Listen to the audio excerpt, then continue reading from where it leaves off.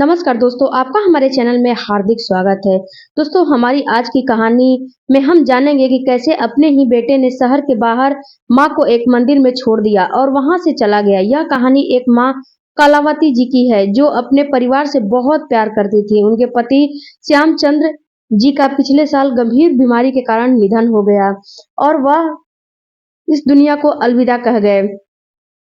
उनके जाने के बाद कलावती जी गांव में अकेली रह गई थी। हालांकि उनका एक बेटा और बहू शहर में रहते थे, जो बहुत कम गांव आते थे। कलावती जी का दिल उस दिन बेहद खुश था क्योंकि उनके बेटे और बहू साल भर बाद उनसे मिलने गांव आए थे। उनके लिए बहुत बड़ा दिन था क्योंकि श्यामचंद जी के निधन के बाद वह पहली बार था जब दोनों गांव आए थे। उनके लंबे समय बाद अपने बेटे बहू से मिलना मिलना जो है कलावती जी का हुआ था, किसी उत्सव से कम नहीं था। कलावती जी की एक बेटी भी थी जिसका नाम रीमा था। रीमा की शादी बड़े धूमधाम से की गई थी और जब उसकी खुद की गृहस्थी कलावती जी की रीमा को परेशान नहीं करना चाहती थी क्योंकि वह जानती थी कि उसकी भी अपनी जिम्मेदारियां हैं। फिर भी महीने में एक बार तो समय निकालकर अपनी माँ का हाल चाल जानने के लिए आ ही जाती थी, लेकिन कलावती जी हमेशा उसे समझाती कि वह ज्यादा उनके बारे में ना सोचे और अपनी गृहस्थी पर ध्यान दे। कलावती जी नहीं चाहती थी कि रीमा की जिम्मेदारियां में और कोई परेशानी आए। रीमा कहती, माँ मैं मानती हूँ कि शादी के बाद एक लड़की की पहली जिम्मेदारी उसका ससुराल होता है, लेकिन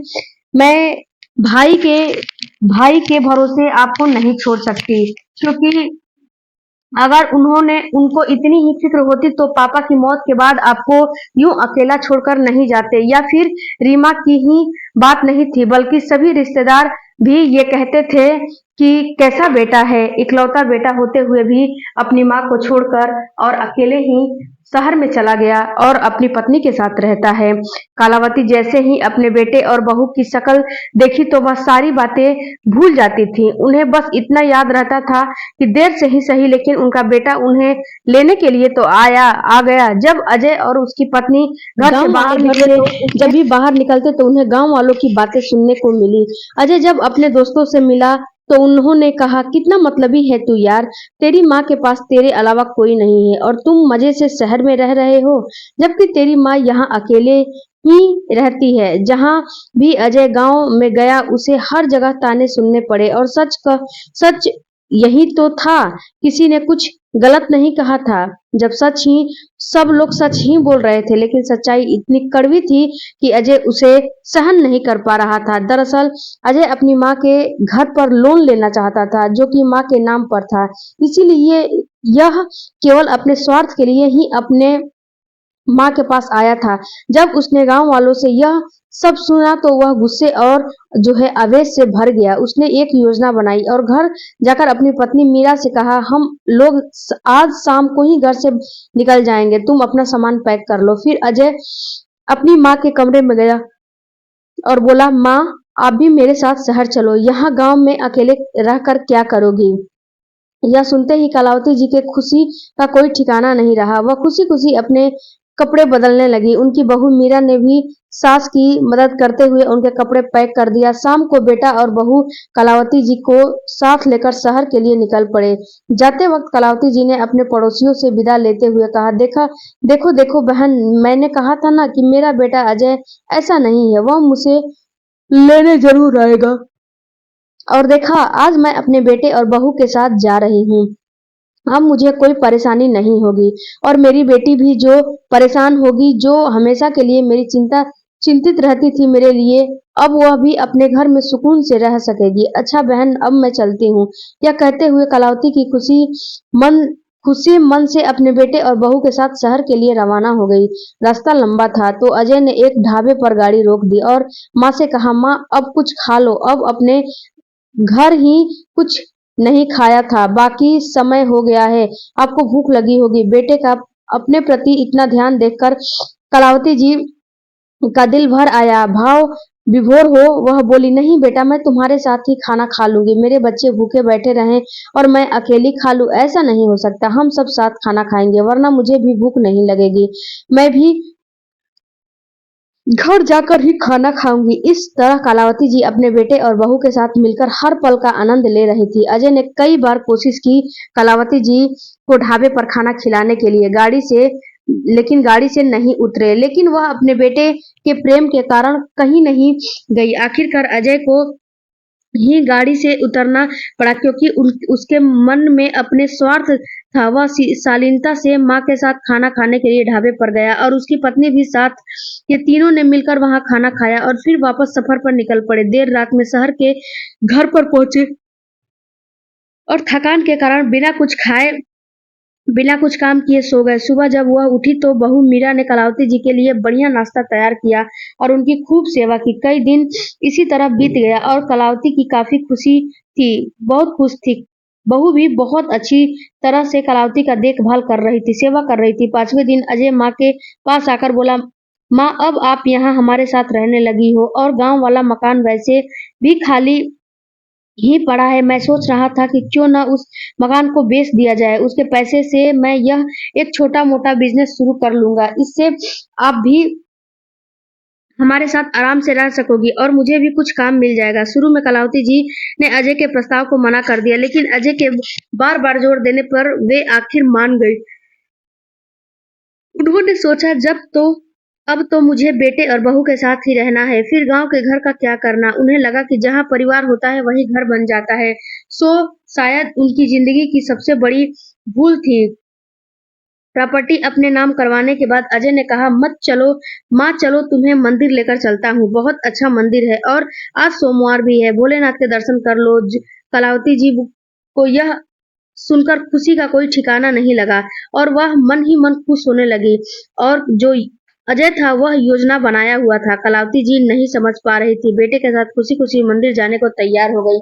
मंदिर पहुंचने पे अजय ने कहा, माँ तुम अंदर जाकर दर्शन कर लो, मैं कुछ काम निपटा कर आता हूँ। कलावती जी मंदिर के अंदर जाकर पूजा पाठ करने लगी। उनका ध्यान पूरी तरह से भगवान भोलेनाथ में लगा हुआ था और उन्हें पता भी नहीं चला कि 1 घंटा बीत चुका था। वह वहीं बैठकर और पूजा पाठ में लग गई। धीरे धीरे 2 घंटे बीत गए, फिर 3 घंटे, लेकिन अजय उन्हें लेने नहीं आया। जब दोपहर हो चुका था और सूरज सर पर जो चढ़ आया था, जो है कलावती जी को भूख लगने लगी।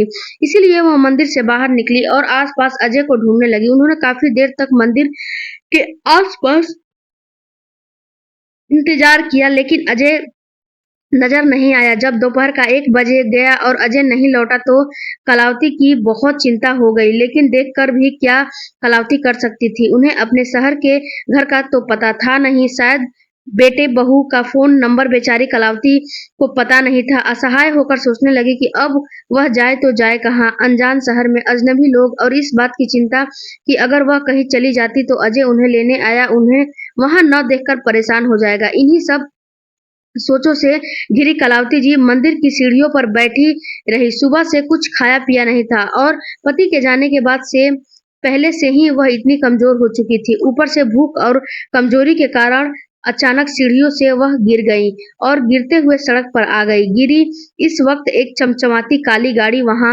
आकर रुकी। गाड़ी से एक नौजवान युवक बाहर निकला और घबराकर बोला, अरे आंटी जी, आपको लगी तो नहीं? लेकिन कलावती जी बेहोश थी। पास के लोगों ने उनके चेहरे पर पानी के छींटे मारे, जिससे उनकी आंखें धीरे धीरे खुल गई। बहुत घबरा गई और होश में आते ही अजय अजय चिल्लाने लगी। उन्हें अपने बेटे के घर का पता याद नहीं था, लेकिन वह शहर का नाम जानती थी। जब उनकी नजर उस युवक पर पड़ी तो वह भी बहुत परेशान नजर आ रहा था। कलावती जी के होश में आते ही वह बोला, आंटी जी, आप बेहोश होकर मेरी गाड़ी के नीचे आ गई थी, सामने गिर गई थी। यहाँ के लोग समझ रहे हैं कि शायद मैंने आपको टक्कर मार दिया है। कृपया इन्हें बताइए कि ऐसा कुछ नहीं हुआ है, यह लोग गलत समझ रहे हैं। कलावती जी ने धीरे धीरे होश में आते हुए कहा, हाँ बेटा, मैं बेहोश हो गई थी, इसमें तुम्हारी कोई गलती नहीं है। यह सुनकर उस युवक को राहत मिली और बाकी लोग भी वहां से चले गए। फिर वह लड़का बोला, आंटी जी, शायद आपको कमजोरी की वजह से चक्कर आ गए होंगे। इतनी धूप में आप यहाँ क्यों बैठी हैं?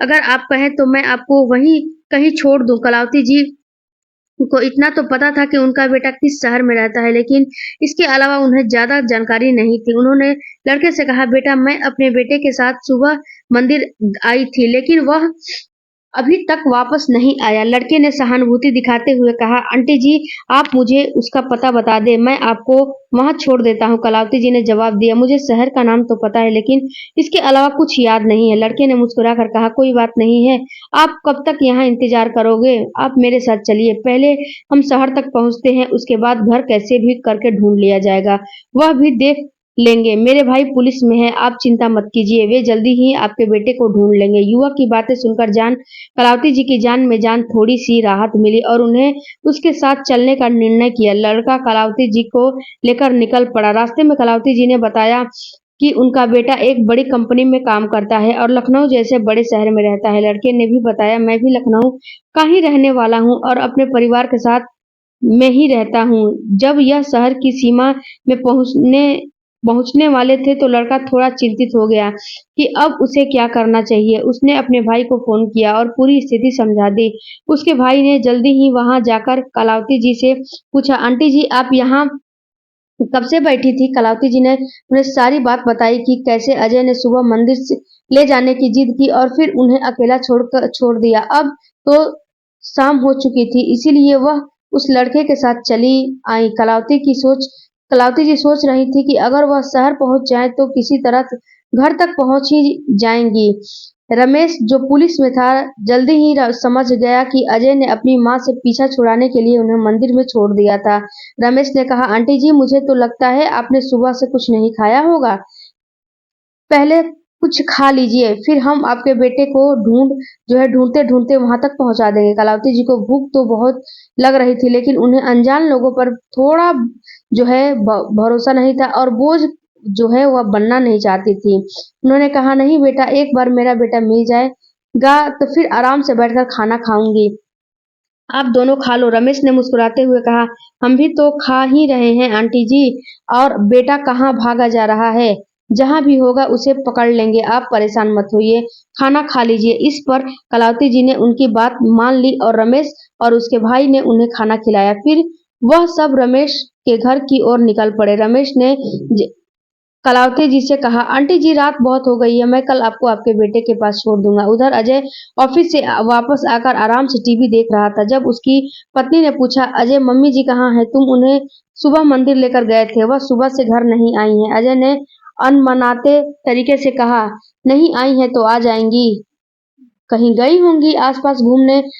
उसकी पत्नी ने चिंता जताई, लेकिन वह तुम्हारे साथ थी, तुम उन्हें कहाँ छोड़कर आए हो? अजय चिढ़कर बोला, क्या हुआ, तुम पागल हो गई हो? वह भी मेरी माँ ही है, मैं मैं चाहूँ तो उन्हें कहीं भी छोड़ सकता हूँ। तुम अपने काम पर ध्यान दो, मेरे बीच में दखल अंदाजी करने की तुम्हें कोई जरूरत नहीं है। उसकी पत्नी ने शांत स्वर में कहा, मैं समझ रही हूँ लेकिन तुम शायद भूल रहे हो कि वह तुम्हारी माँ है, तुम्हें जिन्हें तुमने आज एक अनजान जगह पर छोड़ दिया है।